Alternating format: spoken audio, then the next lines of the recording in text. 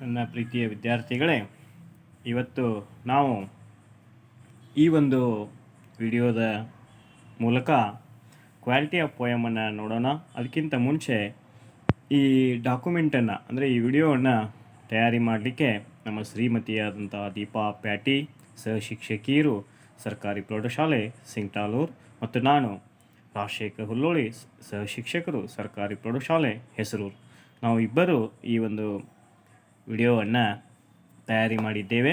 ಈ ವಿಡಿಯೋದಲ್ಲಿ ನಾವು ಕ್ವಾಲಿಟಿ ಆಫ್ ಮರ್ಸಿಯ ಸಮರಿಯನ್ನು ಹಾಗೂ 2 ಅಂಕದ ಮತ್ತು 1 ಅಂಕದ ಪ್ರಶ್ನೆಗಳಿಗೆ ಉತ್ತರಗಳನ್ನು ಹಾಗೂ ಎಕ್ಸ್ಟ್ರಾಕ್ಟ್ಗಳನ್ನು ಹಾಗೆಯೇ 4 ಅಂಕದ ಪ್ರಶ್ನೆಗಳನ್ನು ಹೇಗೆ ಬರೆಯುವುದು ಅನ್ನೋದನ್ನು ನೋಡುತ್ತಿದ್ದೇವೆ. ಅದರ ಜೊತೆಗೆ ಈ ಒಂದು ವಿಡಿಯೋದಲ್ಲಿ ನಾನು ನಿಮಗೆ ಕ್ವಿಜ್ಜನ್ನು ನಾನೇನು ಈ ಹಿಂದೆ ಮಾಡಿದ್ನೋ ಆ ಕ್ವಿಜ್ಜನ್ನು ಸಾಲ್ವ್ಡ್ ಆನ್ಸರ್ಸನ್ನು ನಾನು ನಿಮಗೆ ಪ್ರಸ್ತುತ ಪಡಿಸಲಿದ್ದೇನೆ. Okay dear students, let us would like to study its introduction. The introduction is like that. Let us see. The Quality of Mercy is a monologue by Portia in William Shakespeare's The Merchant of Venice. It occurs during Act 4, Scene 1st, set in a Venetian court of justice. It is the speech in which Portia begs Shylock for mercy. The speech is regarded as one of the greatest speeches in Shakespeare, and it is an example of the esteem Shakespeare held for those who showed mercy. ಈ ಒಂದು ಪೊಯಮನ್ನು William Shakespeare ಅವರು ಬರೆದಂತಹ ನಾಟಕವಾದಂತಹ Merchant of ವ್ಯಾನಿಸ್ ಎಂಬ ನಾಟಕದಿಂದ ಈ ಒಂದು ಪೊಯಮನ್ನು ಆಯ್ದುಕೊಳ್ಳಲಾಗಿದೆ. ಇದೊಂದು monologue means a long speech uttered by a single dramatist ಅಂತಕ್ಕಂಥದ್ದು. ಇದು ನಮಗೆ ಆ ಒಂದು ನಾಟಕದಲ್ಲಿ 4ನೇ ಆ್ಯಕ್ಟ್ನಲ್ಲಿ 1ನೇ ಸೀನಿನಲ್ಲಿ ವೆನಿಟಿಯನ್ ಕೋರ್ಟ್ನಲ್ಲಿ ನಡೆದಂತಹ ಒಂದು ಇದು ಘಟನೆ. ಇಲ್ಲಿ ಪೋರ್ಸಿಯಾ ಶೈಲಾಕಿಗೆ ಬೇಡ್ಕೊಳ್ತಾ ಇದ್ದಾಳೆ. ಮರ್ಸಿ ಅಂದರೆ ಏನು, ಕರುಣೆಯನ್ನು ತೋರಿಸುವಂತಕ್ಕಂಥ ಮಾತುಗಳನ್ನು ಶೈಲಾಕಿಗೆ ಪೋರ್ಸಿಯಾ ಹೇಳ್ತಾ ಇದ್ದಾಳೆ. The speech is regarded as one of the greatest speeches in Shakespeare and is made by Portia disguised as young lawyer Balthazar. ಇಲ್ಲಿ ಪೋರ್ಸಿಯಾ ಒಂದು ಶ್ರೇಷ್ಠ ಕ್ಯಾರೆಕ್ಟರು. ಈ ಒಂದು ಕ್ಯಾರೆಕ್ಟರ್ದಲ್ಲಿ ಆಕೆ ಇಲ್ಲಿ ಲಾಯರ್ನ ವೇಷದಲ್ಲಿ ಬೆಲ್ತಾಂಜರ್ ಅಂತಕ್ಕಂಥ ವ್ಯಕ್ತಿಯ ವೇಷದಲ್ಲಿ ಆ ಕೋರ್ಟಿಗೆ ಬಂದಿರ್ತಾಳೆ. ಯಾಕಂತ ಕೇಳಿದರೆ ತನ್ನ ಪ್ರಿಯತಮನಾದಂಥ ಬೆಸಾನಿಯನನ್ನು ಆಕೆ ಉಳಿಸ್ಬೇಕಾಗಿರ್ತದೆ. ಓಕೆ,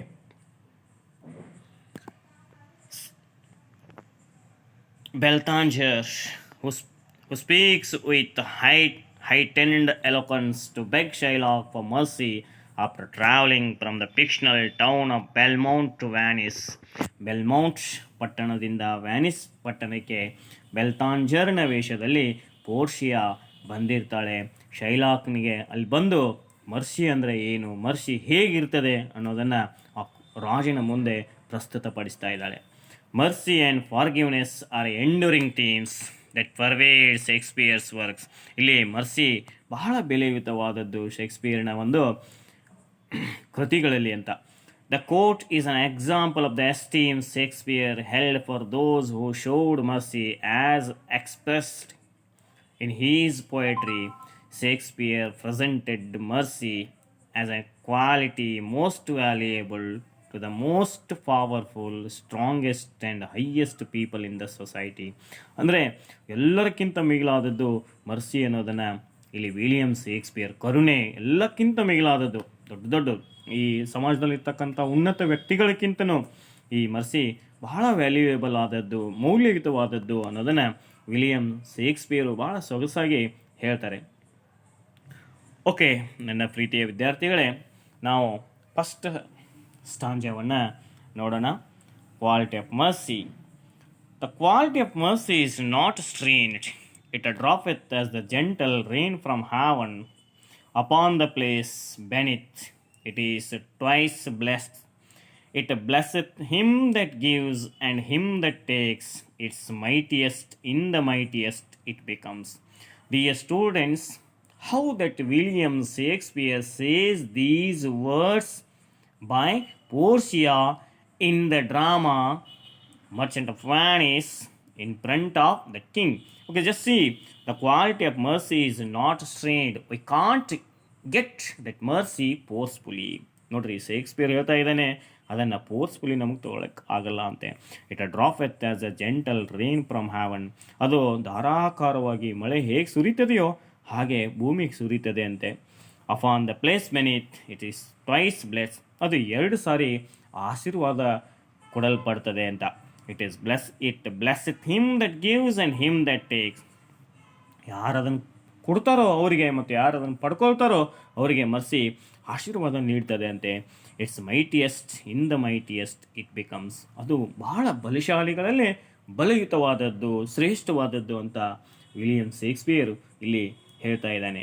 ಓಕೆ ಡಿಯರ್ ಸ್ಟೂಡೆಂಟ್ಸ್, ಅದರ ಸಾರಾಂಶ ನಾವು ನೋಡೋಣ.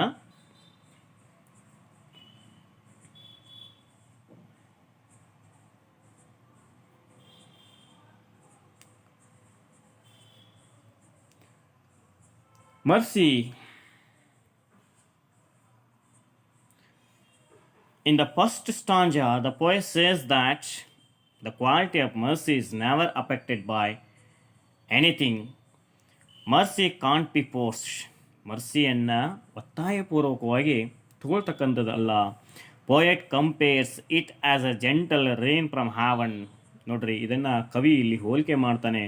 ಆಕಾಶದಿಂದ ಮಳೆ ಹೇಗೆ ಬರ್ತದೋ ಧಾರಾಕಾರವಾಗಿ ಅದು ಕೂಡ ಹಾಗೆ ಬರ್ತದೆ ಅಂತ ಕಂಪ್ಯಾರಿಸನ್ ಅನ್ನು ಕೊಡ್ತಾನೆ. It has come down on earth from heaven like gentle rain. That is it is as gentle as the rain drop and is sent down on the earth by God himself. ದೇವರಿಂದನೇ ಇದು ಕಳಿಸಲ್ಪಟ್ಟಿರ್ತದೆ. Rain ಹೇಗೆ ಬೀಳ್ತದೋ ಹಾಗೆ ಇದು ಬರ್ತದೆ ಅನ್ನೋದನ್ನು ಇಲ್ಲಿ ಕವಿ ಹೇಳ್ತಾನೆ. Shakespeare says that it's natural thing. Showing mercy is a natural one. Mercy is a blessing for both the giver and the taker. It blessed twice. ನೋಡ್ರಿ, ಕೊಡ್ತಕ್ಕಂಥ ವ್ಯಕ್ತಿಗೆ ಮತ್ತು ಪಡೆದುಕೊಳ್ತಕ್ಕಂಥ ವ್ಯಕ್ತಿಗೆ ಕರುಣೆಯನ್ನು ತೋರಿಸ್ಬೇಕಾದದ್ದು, ಅಂದರೆ ಕರುಣೆ ಅಷ್ಟು ಅಗಾಧವಾದದ್ದು ಅನ್ನೋದನ್ನು ಹೇಳ್ತಾನೆ. ಇಟ್ ಬ್ಲೆಸ್ಡ್ ಟ್ವೈಸ್, 2 ಸಾರಿ ಇದು ಆಶೀರ್ವಾದ ನೀಡ್ತದೆ ಅಂತೆ. To the giver mercy rewards him pay. ಕೊಡ್ತಕ್ಕಂಥ ವ್ಯಕ್ತಿಗೆ ನೋಡ್ರಿ, ಟು ದ ಗಿವರ್, ಯಾವ ಒಬ್ಬ ವ್ಯಕ್ತಿ ಮರ್ಸಿಯನ್ನು ಕೊಡ್ತಿರ್ತಾನೆ ಅಂದರೆ ಮರ್ಸಿಯನ್ನು ಇನ್ನೊಬ್ಬರ ಮೇಲೆ ತೋರಿಸ್ತಾನೆ, the mercy rewards him fame. ಅವನಿಗೆ ಹೆಸರನ್ನು ತಂದು ಕೊಡ್ತದೆ, ಅಪ್ರಿಷಿಯೇಷನ್ ಅವನಿಗೆ ಮೆಚ್ಚುಗೆಯನ್ನು ತಂದು ಕೊಡ್ತದೆ, ಆ್ಯಂಡ್ ಲವ್ ಮತ್ತು ಪ್ರೀತಿಯನ್ನು ತಂದು ಕೊಡ್ತದೆ. ವೈಲ್ ಟು ದ ಟೇಕರ್, ಯಾರು ಪಡ್ಕೊಳ್ತಾರೆ ಮರ್ಸಿಯನ್ನು, it is the life saver, ಅವನಿಗೆ ಜೀವವನ್ನು ಉಳಿಸ್ತದೆ. It helps him from avoiding the punishments which he would have otherwise suffered. ಏನು ತೊಂದರೆಗೆ ಒಳಗಾಡ್ತಿದ್ದಾನೆ, ಶಿಕ್ಷೆಗೆ ಒಳಪಡ್ತಕ್ಕಂಥ ವ್ಯಕ್ತಿಯನ್ನು ಉಳಿಸ್ತದಲ್ಲ, ಅದು ಪಡ್ಕೊಳ್ತಕ್ಕಂಥ ವ್ಯಕ್ತಿಗೆ ಇಷ್ಟೆಲ್ಲ ಸಹಾಯ ಮಾಡ್ತದೆ. ಕೊಡ್ತಕ್ಕಂಥ ವ್ಯಕ್ತಿಗೂ ಸಹಾಯ ಮಾಡ್ತದೆ, ಪಡ್ಕೊಳ್ತಕ್ಕಂಥ ವ್ಯಕ್ತಿಗೂ ಸಹಾಯ ಮಾಡ್ತದೆ. ಈ ರೀತಿಯಾಗಿ ಅದು 2 ಸಾರಿ ಆಶೀರ್ವಾದ ನೀಡಲ್ಪಡ್ತದೆ ಅನ್ನೋ ಮಾತನ್ನು ಶೇಕ್ಸ್ಪಿಯರು ಇಲ್ಲಿ ಬಹಳ ಸೊಗಸಾಗಿ ಈ ಫಸ್ಟ್ ಸ್ಟಾಂಜಾದಲ್ಲಿ ಹೇಳ್ತಾನೆ. ಇನ್ನು ನಾವು ಸೆಕೆಂಡ್ ಸ್ಟಾಂಜಾದಲ್ಲಿ ಕವಿ ಹೀಗೆ ಹೇಳ್ತಾನೆ. Okay, let us my dear students, what that William Shakespeare says in that second stanza let us would like to study. The throned monarch better than his crown.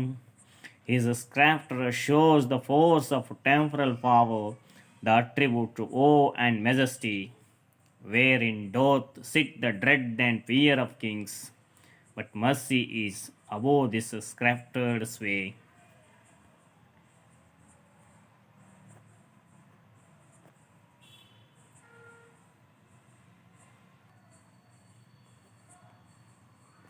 Okay, ಈಗ 2ನೇ ಸ್ಟಾಂಜಾವನ್ನು ನಾವು ನೋಡೋಣ. ಇಲ್ಲಿ ಕವಿ according to the poet, mercy is the most powerful thing in the universe. Mercy ಅನ್ನೋದು ಈ ಜಗತ್ತಿನಲ್ಲೇ ಅತಿ ಶಕ್ತಿಯುತವಾದದ್ದು, ಬಲಶಾಲಿಯುತವಾದದ್ದು ಅಂತ ಕವಿ ಇಲ್ಲಿ ಹೇಳ್ತಾನೆ. It is something which makes a king better than his crown. ತನ್ನ ಕಿರೀಟಕ್ಕಿಂತ ಅಗಾಧವಾದದ್ದು ಅಂತ ಇಲ್ಲಿ ಕವಿ ಹೇಳ್ತಾನೆ. That is his kingship. He is a scepter. His scepter is a symbol of his power. ಅವನ ಕೈಯಲ್ಲಿರ್ತಕ್ಕಂಥ ರಾಜದಂಡ ಅವನಿಗೊಂದು ಅಧಿಕಾರ ಇದ್ದಂತೆ. He says that this power is not permanent. He walks with his scepter, his staff, and moves with him to show his sovereignty, to show his power over his subjects, which makes the people honor him and fear from him. It loses value as the king loses his power. Just see, my dear students, how that William Shakespeare says and addresses about the king and how that king should be. Just see, ಅವನ ಕೈಯಲ್ಲಿರ್ತಕ್ಕಂಥ ರಾಜದಂಡಕ್ಕೆ ಜನ ಅನಿಸ್ತಾರೆ, ನಮಸ್ಕಾರ ಮಾಡ್ತಾರೆ, ಅವನಿಗೆ ಮರ್ಯಾದೆ ಕೊಡ್ತಾರೆ ಅನ್ನೋದನ್ನು William Shakespeare ಹೇಳ್ತಾ ಇದ್ದಾನೆ. ತನ್ನ ಪ್ರಜೆಗಳು ರಾಜನಿಗೆ ಎಲ್ಲವನ್ನ ಗೌರವವನ್ನು ಅವನ ಅಧಿಕಾರಕ್ಕೆ ಕೊಡ್ತಾರೆ ಅನ್ನೋ ಮಾತನ್ನು ವಿಲಿಯಂ ಶೇಕ್ಸ್ಪಿಯರು ಬಹಳ ಸೊಗಸಾಗಿ ಹೇಳ್ತಾನೆ. ಮತ್ತು ಅಧಿಕಾರ ಕಳ್ಕೊಂಡಾಗ ಆ ಅಧಿಕಾರ ಅನ್ನೋದು ಶಾಶ್ವತ ಅಲ್ಲ ಅನ್ನೋದು ಕೂಡ ವಿಲಿಯಂ ಶೇಕ್ಸ್ಪಿಯರು ಬಹಳ ಚೆನ್ನಾಗಿ ಇಲ್ಲಿ ಹೇಳ್ತಾನೆ.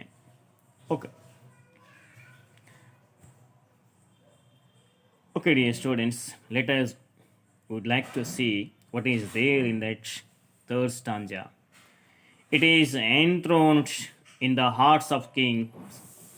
It is an attribute to God himself, and earthly power doth then show likest gods when mercy seasons justice. Just see, my dear students, where this mercy resides. Here the William Shakespeare says that the mercy resides in the heart of king. ಎಲ್ಲಿರ್ತದೆ ಅಂತ ಕೇಳಿದರೆ ಅವನ ಹೃದಯದಲ್ಲಿ ಇರ್ತದೆ, ದೊರೆಯ ಹೃದಯದಲ್ಲಿ ಇರ್ತದೆ ಅನ್ನೋ ಮಾತನ್ನು ಇಲ್ಲಿ ಕವಿ ಭಾಳ ಸೊಗಸಾಗಿ ಹೇಳ್ತಾನೆ. ಅದರ ಮುಂದಿನ ಲೈನ್ಗಳು ಇದು ನಿಮಗೆ ಇಲ್ಲ, ಆದರೂ ಕೂಡ ಚೂರು ನೆನಪಿಟ್ಕೊಳ್ಳಿ ಅಂತ ಹೇಳ್ತಾ ಇದನ್ನು ಕೂಡ ನಾನು ನಿಮಗೆ ಹೇಳ್ತಾ ಇದ್ದೀನಿ. ಆತ್ಮೀಯ ವಿದ್ಯಾರ್ಥಿಗಳೇ, ಇದನ್ನು ತಮ್ಮ ರೆಫರೆನ್ಸ್ಗಾಗಿ ಇಟ್ಕೊಳ್ಳಿ. ಮುಂದಿನ ವಾಕ್ಯಗಳು ಆ ಫೋರ್ಷಿಯಾ ಹೇಳಿದಂಥ ಮಾತುಗಳು ಇಲ್ಲಿವೆ. Therefore, Jew, though justice be thy plea, consider this, that in the course of justice none of us should see salvation. We do pray for mercy, and that same prayer doth teach us all to the render. The deeds of mercy I have spoke thus much to the mitigate the justice of thy plea, which if thou follow this strict court of Venice must needs give sentence against the merchant there. ನೋಡಿ, ಇಲ್ಲಿ ಪೋರ್ಷಿಯಾ ಹೇಳ್ತಾ ಇದ್ದಾಳೆ ಕಿಂಗ್ನಿಗೆ ಇಲ್ಲಿದ್ದಂತಹ ವ್ಯಾಪಾರಸ್ಥನಿಗೆ punishment ಆಗಬೇಕು, ಶೈಲಾಕನಿಗೆ punishment ಆಗಬೇಕು ಅನ್ನೋ ಮಾತನ್ನು ಕೊನೆಗೆ ಹೇಳ್ತಕ್ಕಂಥದ್ದು Portia in William Shakespeare the Merchant of Venice act 4 scene first. ಮುಂದಿನ ವಾಕ್ಯಗಳು ಇದನ್ನು ಹಾಗೆ ನೆನ್ಪಿಟ್ಕೊಳ್ಳಿ ಅಂತ ಹೇಳ್ತಾ ನಾವು ಮೂರನೇ ಸ್ಟಾಂಜಾದ ಸಮರಿಯನ್ನು ನೋಡೋಣ. ನಾನು ಈಗಾಗಲೇ ಹೇಳಿದ್ದೇನೆ, in that third ಸ್ಟಾಂಜಾ what that William Shakespeare tells us that mercy resides, it means sits in the heart of king. It's a situation, he says it's situation. Just see, in stanza 3 continues from the last line of the previous stanza. The might of the king might build fear in the hearts of people, yet his quality of mercy is better than his scepter. He prays in the if it is in him because it is the quality of God himself. Mercy is above all this. It shows love and admiration for those who show it. It brings joy and peace. God resides at the heart of those who show mercy to others. When mercy and justice go hand in hand, the ordinary power becomes godly power. Thus, if a king is merciful, he will be liked by people. He will be liked by the people and treated like God. It means the king becomes like a god. Just see, my dear student, that third stanza, what that William Shakespeare tells us. In third stanza, continues from the last line of the previous stanza, the might of the king might build fear in the hearts of people, yet his quality of mercy is better than his scepter. ಅವನ ರಾಜದಂಡಕ್ಕಿಂತನೂ ಅತಿ ಬಲಯುತವಾದದ್ದು quality of mercy ಅಂತಕ್ಕಂಥದ್ದು. If it is in him because it is the quality of god himself. ಆ ದೇವರಿದ್ದಂತೆ ಅಂತ, ಅದಕ್ಕದ ಅವನ ಕಡೆ ಇದೆ ಅಂತೆ. ದೇವರೇ ರಾಜ ಅಂದರೆ ದೇವರು ಅಂತ. Mercy is above all this. It shows love and admiration for those who show it. ಪ್ರೀತಿ ಎಲ್ಲ ಮೆಚ್ಚುಗೆಯನ್ನು ಯಾರು ಕೊಡ್ತಾರೆ ಅವರಿಗೆ ಕೊಡ್ತದೆ ಅಂತ. It brings joy and peace, ನೆಮ್ಮದಿಯನ್ನು ಕೊಡ್ತದೆ ಅಂತ. God resides at the heart of those who show mercy to others. ಯಾರು ಇನ್ನೊಬ್ಬರ ಮೇಲೆ ಕರುಣೆ ತೋರಿಸ್ತಾರೆ ದೇವರು ಅವರಿಗೆ ಏನು ಕೊಡ್ತಾನೆ ಅಂತ ಕೇಳಿದರೆ, ದೇವರು ಅವರ ಹೃದಯದಲ್ಲಿ ಇರ್ತಾನೆ ಅಂತೆ. When mercy and justice go hand in hands, ಒಂದಕ್ಕೊಂದು ಕೂಡಿ ಹೋದರೆ, ಮರ್ಸಿ ಮತ್ತು ಕರುಣೆ ಮತ್ತು ನ್ಯಾಯ ಒಂದಕ್ಕೊಂದು ಕೂಡಿ ಹೋದರೆ, go hand in hand, the ordinary power becomes what that ordinary power that king has in his hands, it becomes godly power ಅಂತಕ್ಕಂಥದ್ದು. ದೇವರದು ಇದಾಗ್ತದೆ ಅಂತ, ಅಧಿಕಾರ ಆಗ್ತದೆ ದೇವರಿದ್ದಂತೆ ಅಂತ. Thus, if a king is merciful, he will be liked by the people and treated like God. It means the king becomes like a God. ಯಾವಾಗ ದೊರೆ ಕರುಣೆ ತೋರಿಸ್ತಾನೆ, ಇನ್ನೊಬ್ಬರ ಮೇಲೆ ಕರುಣೆ ತೋರಿಸ್ತಾನೆ, ದಯಾಳು ಗುಣವನ್ನು ತೋರಿಸ್ತಾನೆ, ಅವಾಗ ದೊರೇ ದೇವರಾದಂತೆ ಅನ್ನೋ ಮಾತನ್ನು ಇಲ್ಲಿ ಪೋರ್ಷಿಯಾ ಬಹಳ ಸೊಗಸಾಗಿ ಹೇಳ್ತಾಳೆ ಅಂತ.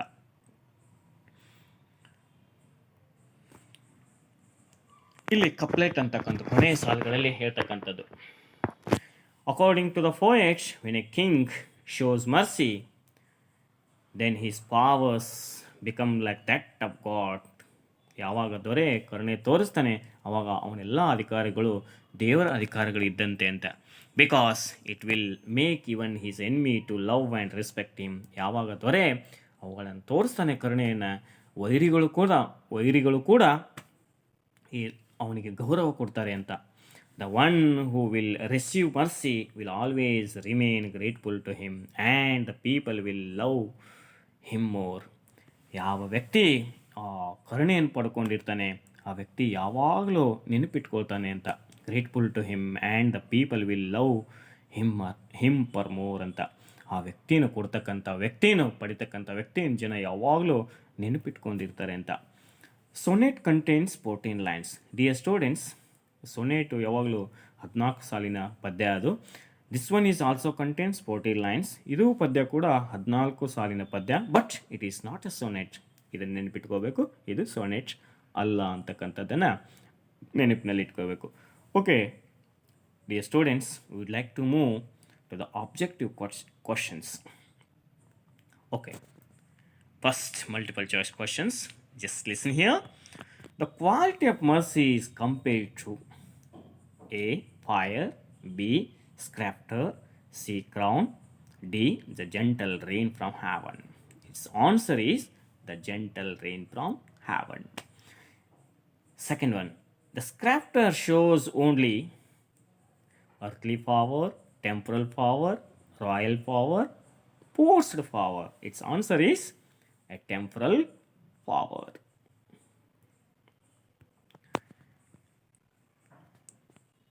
Third one, whose attributes does quality of mercy stand for?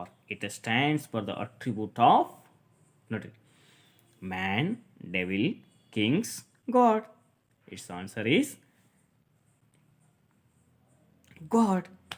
The quality of mercy is blessed once, twice, thrice, many times. Its answer is the quality of mercy is blessed twice. Fifth one, according to Portia, throned king is better than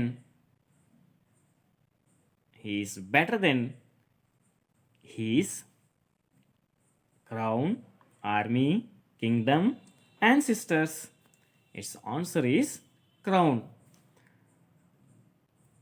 According to Portia, the mightiest in the mightiest is. According to Portia, the mightiest in the mightiest is the quality of justice, the quality of bravery, quality of mercy. D, the quality of cruelty. Its answer is the quality of mercy. C, quality of mercy. Seventh, the poem Quality of Mercy is an extract from Shakespeare's play Macbeth, King Lear, The Tempest, The Merchant of Venice. Its answer is The Merchant of Venice. Who speaks about the quality of mercy? William Shakespeare, Portia, the King, Antonio. Its answer is Portia.